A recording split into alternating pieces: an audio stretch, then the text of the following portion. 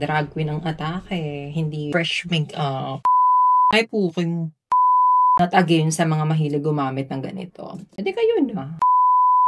Hindi ko na sure kung maganda yung lighting pero sana na-appreciate nyo. Anyway you guys, mag-drag makeup tayo so mag-experiment lang ako. And let's see kung ano ang mangyayari sa bandang huli. Let's go! If you are new to my channel, consider subscribing. Click nyo lang yung subscription button.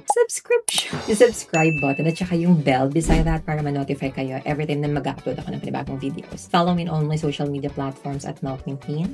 Talagay ko yun dyan. And let's just go ahead and start this video.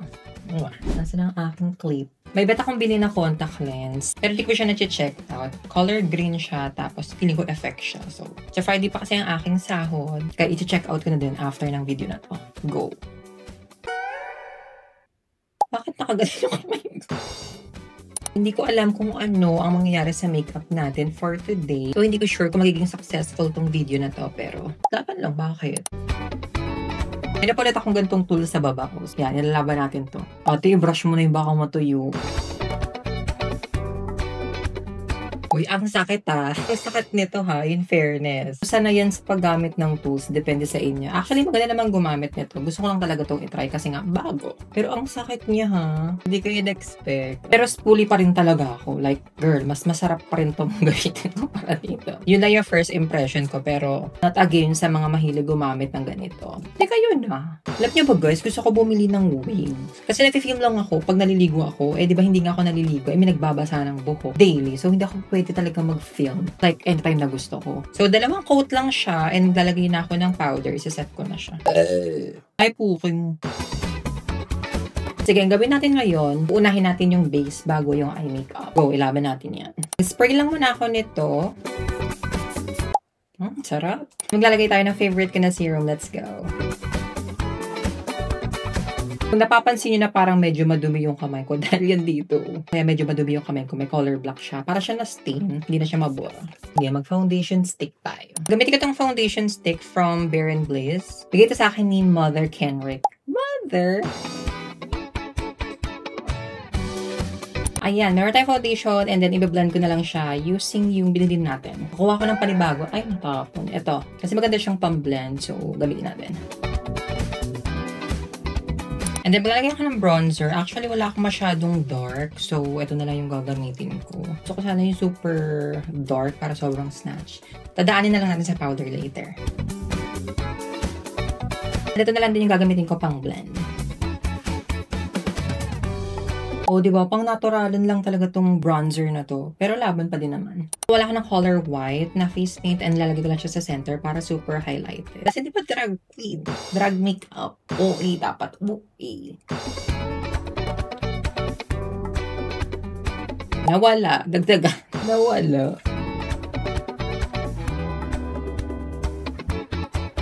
Go. Isaset ko na siya ng powder real quick. And then, ito yung gagamitin kong pang bronzer. Light lang muna yung lalagay natin, tapos magda-dark tayo mamaya. 55 kilograms ako ngayon. So, ang goal natin after ng video na to maging 45. Dapat ganun kapayat dapat. Yung para Marina Summers. Taban. Let's go. Gagamitin ko naman tong pinaka-dark sa pan. Sa pan, gagamitin natin siya as contour. Drag makeup to, baka mamaya maganda-gandahan ka na naman. See? Sino mas payatch? Yung bet ko ma-achieve kasi na inspo para sa base natin is yung kay Crystal. Kasi pasabog talaga, sobrang snatched. Ayan, pasabog ate. Eksena ko naman ngayon is, ang naalala ko sa nose line na maganda is yung kay Kiana. Hindi ko copy kung ano lang yung natutunan ko or naalala ko, yun yung gagawin natin.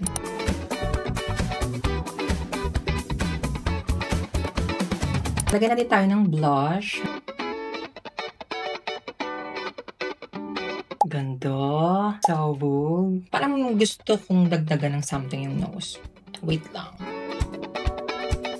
Hindi ako sigurado sa nose, pero dudugtong ko na lang tong nose contour sa aking kilay. Tignan natin kung anong magiging itsura. Ayan. Maganda naman pala siya. So, ituloy natin dito sa kabila. Ano lang mapantay ko, diba? Linisin ko na siya ng white na face paint. Tignan natin kung bagay. Actually, first time kong ginawa to, so hindi ko talaga sure kung mag-work siya. Yan ang na-achieve natin sa ating kilay. So, ngayon, gagawin ko na ang aking eye makeup. Gagamitin ko itong bagong palette ko na Mint from You Can Be. Tapos, iikot lang lahat ng colors dito sa palette na to. So, try natin siyang i-maximize. Ate, kaya ba? Parang, Good luck. Ate pang drag queen ha. Drag queen ang atake. Hindi fresh makeup. Oh my gosh. Since colorful naman to, di ba colorful na lang? Pero hindi eh. Gusto ko nga nung parang ganda-gandahan. Yung fierce. Okay, gagamitin ko na lang yung mga neutrals. Like itong peach, itong nude, itong dark brown. Yan lambot niya ha, in fair. Ito kinuha ko yung parang peach. So lalagay ko lang muna siya dito sa aking crease. Pastel orange pala to, no? Ayan, tapos i-blend ko siya. Hindi ko sure kung brown to, pero hindi naman siya black. Super dark brown. Lagay ko siya dito, tapos ika-cut-trace ko siya later. Ang ganda ng pigment nitong brown. Tapos, lagyan natin siya dito ng concentrated na dark brown. Same brown pa din naman. Oh, diba? Para siyang black, ate. Kailangan mo lang talaga siyang ipak. Ganyan yung gusto kong ma-achieve, yung parang ganun. Pero parang ang liit, no? Parang dapat itaas ko pa. Itaas ko pa ba? Comment down below. Ay, alam ko na. Hindi na ako magka-cut crease. Mag-halo na lang ako. Maiba naman.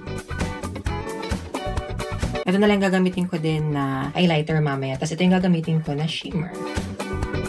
Ayan. Pinalabas ko siya hanggang dun sa brow niya. Para shala, o, diba? Meron akong ina-achieve din na isa pa. Yun yung maglalagay ako ng eyeliner. Face paint na color white doon sa loob.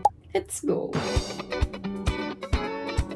Ayan ang ating eye makeup. Nakita ko siya somewhere. Hindi ko alam kung drag queen siya or something. Tapos kina-contemplate ko kung ganito ba talaga. And yan, in-incorporate ko na siya. So, what do you think, guys? Gagamitin ko to. Ito yung nasa ganitong set. So, alam niyo na yan. May brown dito and dark brown siya. So, perfect.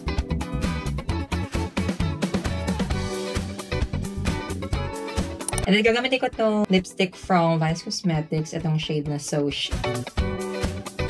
Sobrang smooth. Maglalagay lang ako ng konting peach yung ginamit ko sa eye makeup ko kanina. For the gloss, gagamitin ko itong JYCM.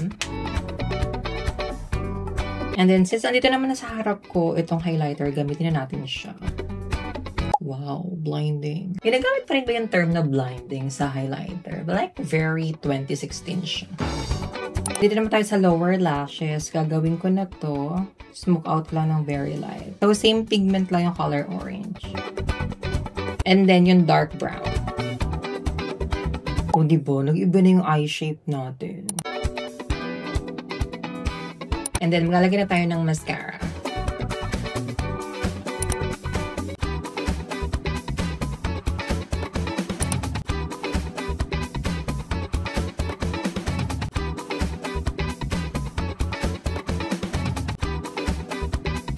So, ito na ang estado ng ating face. Maganda na siya. Maglalagay lang ako ng konting glitter para, di ba, may pop-up color. And meron naman siyang accent.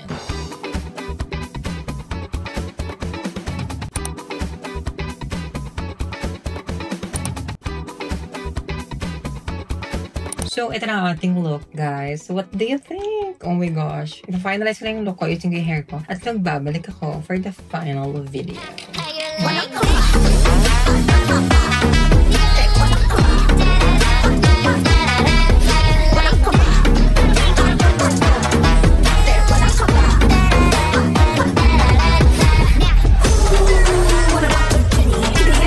There you go, guys. What do you think? Comment down below your thoughts kung anong nagustuhan nyo sa ginawa natin. Very Marina siya, ate. Di ko lang sure kasi ganito yung hair ni Marina, ganyan. Tapos parang babae lang. But give this video a thumbs up. Follow me on all my social media platforms at Mel Quintin. Subscribe to my channel. I'm gonna see you all, guys, in the next one.